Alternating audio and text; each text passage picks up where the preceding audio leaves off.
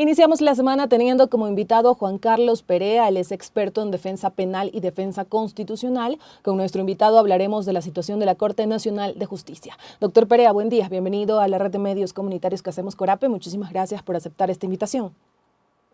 Buenos días, sí, encantadísimo para poder informar lo que se me pregunte. Gracias por estar aquí. En días pasados, la Corte Nacional de Justicia se reunió para elegir a su nuevo presidente. Sin embargo, ninguno de los tres postulantes consiguió los 12 votos necesarios para ser elegido. Esta sesión se suspendió y hasta la fecha se reinstala. Iván Saquicela busca la reelección en esta institución, por lo que se habla de grandes desacuerdos a la interna por no llegar en este caso a una votación definitiva. ¿Cuál es su análisis de esta situación? ¿Qué pone en riesgo al no concluirse las elecciones a la interna de la Corte Nacional de Justicia? Le escuchamos. La cuestión es que tengo entendido que hoy, 5 de febrero, se va a decidir en la Corte Nacional qué va a pasar, porque se supone que hoy hasta hoy es presidente Saquicela, el doctor Saquicela, y hay una resolución que decía que el 26 de febrero acababan las funciones. Aquí prácticamente, si no se elige presidente, ¿qué pasa? La Corte Nacional de Justicia, la función judicial, no tiene, por así decirlo, un ente visionario. El presidente es la persona que toma las riendas, por así decirlo, la iniciativa de todo lo que pueda pasar con la función judicial. Y justamente ahora que la función judicial está entredicho, por así decirlo, con esto del caso Metástasis, con la situación de inseguridad que vive el país, es bastante preocupante que no se tenga un presidente y se debe solucionar aquello, porque hasta que el concurso suceda, ya que el concurso más o menos se demora unos 3, 4 meses, estaríamos en una especie de limbo y eso es lo que no se puede permitir.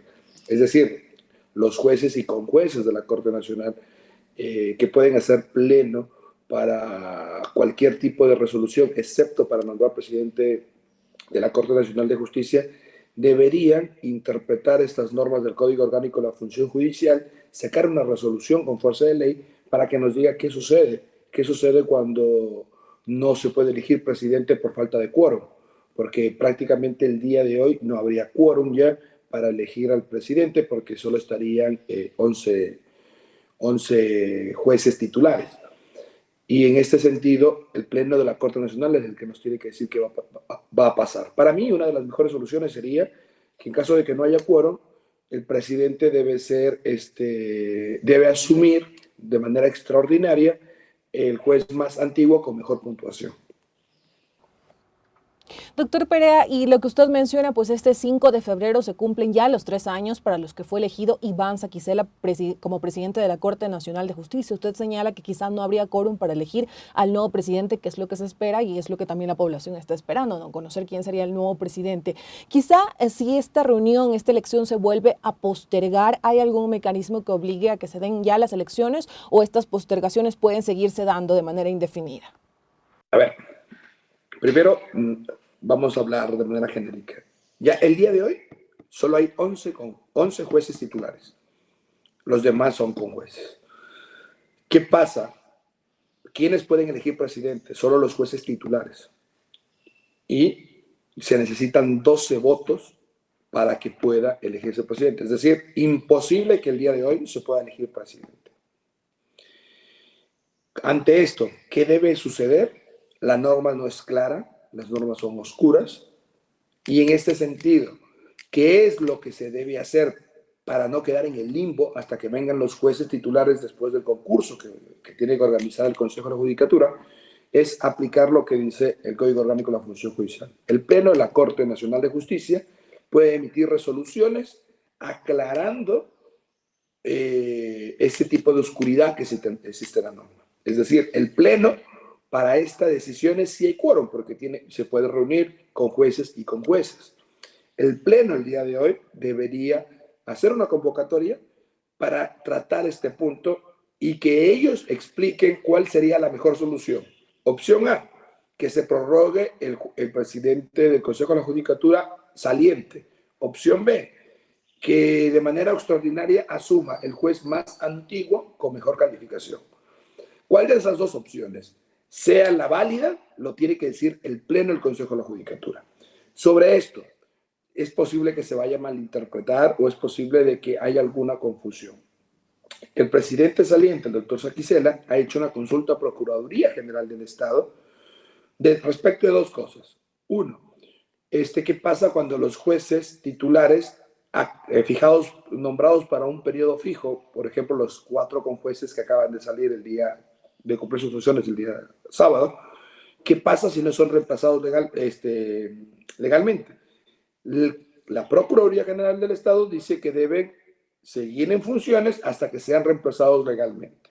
Es decir, bajo esta interpretación de la Procuraduría General del Estado, la Corte Nacional hoy en día seguiría teniendo 15 jueces titulares.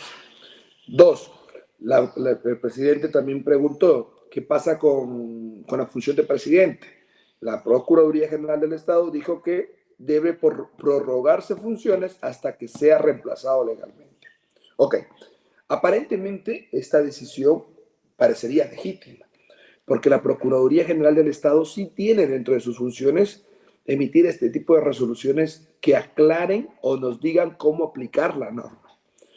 Pero resulta que necesita tener 2 requisitos. Primero, la Procuraduría General del Estado puede hacerlo respecto de cualquier institución pública que no tenga esta facultad. Primer requisito. Segundo requisito, que la institución pública que no tenga facultad de aclarar reglas le solicite la máxima autoridad. Ok. Si usted lo ve, el Código Orgánico de la Función Judicial le da la facultad a la Corte Nacional de Justicia de aclarar este tipo de reglas. Entonces no cumpliría el primer requisito. Segundo requisito, la máxima autoridad de la Corte Nacional de Justicia no es el presidente, es el Pleno. Y el Pleno no ha consultado. Es decir, esa resolución de la Procuraduría General del Estado es inaplicable porque es ilegítimo desde la forma en cómo nace, muy aparte que también es ilegítimo por el fondo, porque resulta y pasa que no se podrían prorrogar funciones porque en materia de la función judicial, la jurisdicción y la competencia nace por parte de la ley. Y en este sentido, la jurisdicción y la competencia no podría prorrogarse por parte de una resolución que no tiene legitimidad formal ni de fondo. Aquí los jueces deben ser nombrados y deben cumplir sus funciones hasta el periodo en el que fue elegido. Los jueces, en este caso, los titulares que tienen que salir el día sábado, tenían que haber salido el día sábado, ni por ende el presidente, porque el presidente también cumple funciones jurisdiccionales como las de este tipo de extradición, resolver las extradiciones y hacer este tipo de cuestiones. Y la competencia y la jurisdicción, que es algo que nace de la ley, no podría darse este tipo de prórrogas. Lo que tiene que hacer es ser reemplazado legalmente. Si no puede ser reemplazado legalmente, hay que buscar la solución, pero no es la prórroga.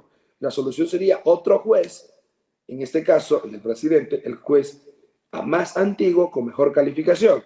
Y en el caso de los conjueces que se fueron, ¿quiénes pueden reemplazar a esos jueces? De los jueces que se fueron, ¿quiénes pueden reemplazar a esos jueces? Los conjueces. Y para esto el Consejo de la Judicatura tendrá que nombrar o designar a más conjueces. Creo que esta es la forma más racional de solucionar el problema.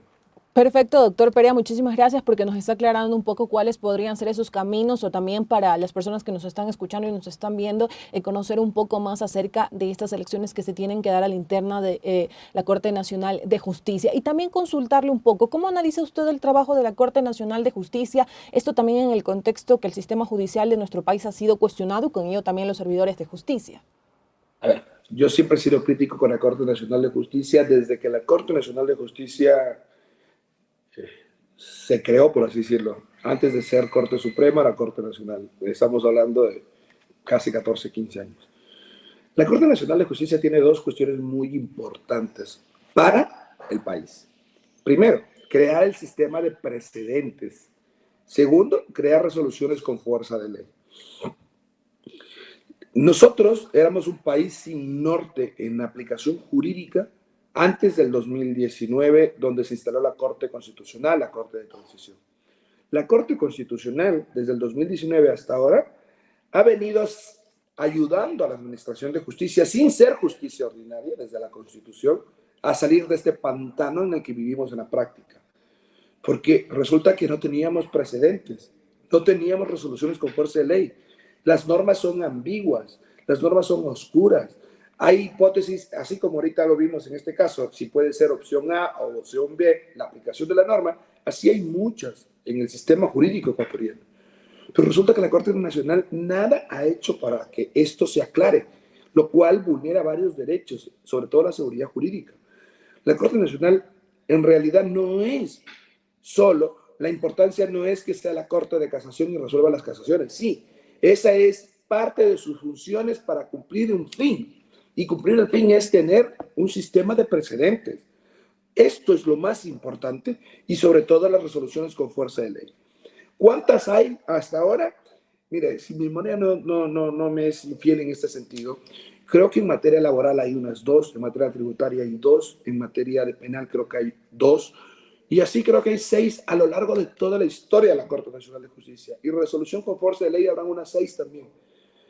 Cuando hay otros países como Perú, como Colombia, como otros países como en España, que esto es un catálogo, esto es un glosario que se tiene, lo cual nos permite, ya sean a jueces, a fiscales, a abogados en libre ejercicio, tener como un manual y saber cómo piensa la Corte Nacional de Justicia.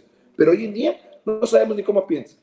De hecho, si usted puede preguntar o vea, la sala penal tenía discrepancias sobre aplicación de un criterio o de otro criterio.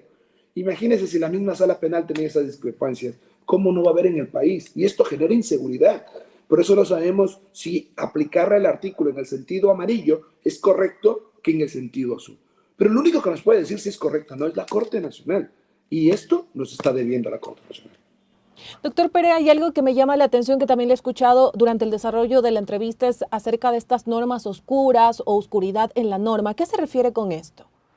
Verá, una norma las crea el legislador, ¿no?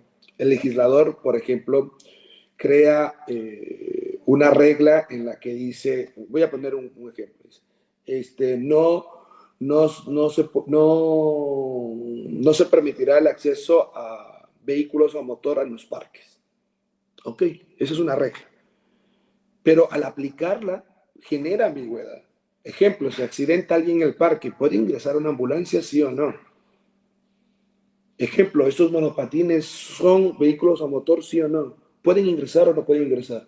Este tipo de cosas así, caso a caso, como llegan a la Corte Nacional, tienen que ser aclarados y decirnos, en este caso sí, en este caso no.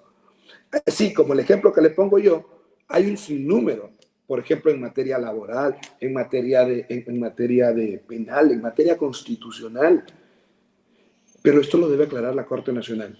Al momento que llegue un caso o de forma extraordinaria, porque tiene la facultad de hacer resoluciones con fuerza de ley. Entonces, aclarar un sistema jurídico, una institución jurídica, mediante resoluciones con fuerza de ley, sin esperar a que llegue el caso, también es una opción que tiene la Corte Nacional. Pero para esto, claro, ¿cómo se debe enterar de cuál es norma oscura o clara? Comunicándose con la comunidad jurídica, haciendo eventos, llevando a que los abogados en libre ejercicio, los jueces, los fiscales, lleven este tipo de inquietudes a la Corte. Pero hoy en día no pasa nada de eso. Hoy en día lo único que hacen y lo máximo que hacen son estas consultas que no son vinculantes, que también son muy incongruentes porque no tienen ningún sustento técnico. Y también ya en la parte final consultarle, la nueva presidenta o presidente de la Corte Nacional de Justicia, ¿en qué debe enfocarse? ¿Qué fortalecer? O sea, en realidad debería enfocarse en el sistema de precedentes y el sistema de resoluciones con fuerza de ley, porque verá, por ejemplo, ¿se acuerda la época en la que se estaba diciendo que en flagrancia lleva la policía a los delincuentes y que los jueces salen, o sea, dejan en libertad? Así, casos montón hay, pero la Corte Nacional podría sentarse en pleno, verificar y aclarar o dejar reglas más claras respecto, por ejemplo, cómo dar la prisión preventiva, ya lo hicieron. Respecto, cuál es la función de parte policial. Ejemplo, cómo el fiscal debe justificar Ejemplo, cómo se debe dar un habeas corpus. Cosas así. Lo puede hacer la Corte Nacional y eso daría más seguridad para en realidad saber si los jueces están siendo corruptos o no están siendo corruptos. ¿Por qué? Porque muchas de las veces usan estas ambigüedades para corrupción o muchas de las veces sin corrupción utilizan estas ambigüedades para dar resoluciones que quizás ellos consideren ser totalmente justas. Pero cuando hay este tipo de cuestiones, y siempre quiero que se entienda algo, en la práctica del derecho hay casos fáciles y casos difíciles. Y los casos difíciles, para eso la Corte Nacional está creada, para que los casos difíciles nos den reglas de saber cómo aplicar. Que estas reglas sean buenas o sean malas, llevarán a la academia a discutirlas, pero por lo menos ya nos ha dicho cómo aplicar esas situaciones difíciles. Y creo yo que esa es la función que debe cumplir la Corte Nacional, porque la Corte Nacional no está para luchar contra la corrupción, la Corte Nacional no está para luchar contra el crimen, porque ellos no son ningún órgano de persecución estatal o de persecución del crimen. Ellos son un órgano de administración de justicia y ellos no podrían ni siquiera tener el eslogan de luchar contra la corrupción o luchar contra el crimen. Porque al momento en que la Corte Nacional ya esté diciendo esto, ya entra con sesgos y por ende podría vulnerarse una garantía del debido proceso como la de imparcialidad o independencia, porque considera que las personas que están bajo su juzgamiento en Corte Nacional algún día en casación son crímenes, entonces tienen que luchar y entonces tendrían que condenarlos. Por eso, esto es muy importante. La Corte Nacional de Justicia no lucha contra nada. La Corte Nacional de Justicia solo aplica leyes a casos concretos. Y para aplicar las leyes a casos concretos, debe aclararlas si es que están oscuras. Esta es su única función y no podría hacer nada más. Perfecto, doctor Perea, le agradecemos por estos minutos para la red de medios comunitarios que hacemos Corape a nivel nacional. Muchísimas gracias por su tiempo y por también darnos su lectura acerca de la situación al interno de la Corte Nacional de Justicia y estas elecciones que deben de darse en este caso para elegir a su nuevo presidente o presidenta. Muchísimas gracias por su tiempo, esperamos tenerlo en otro espacio.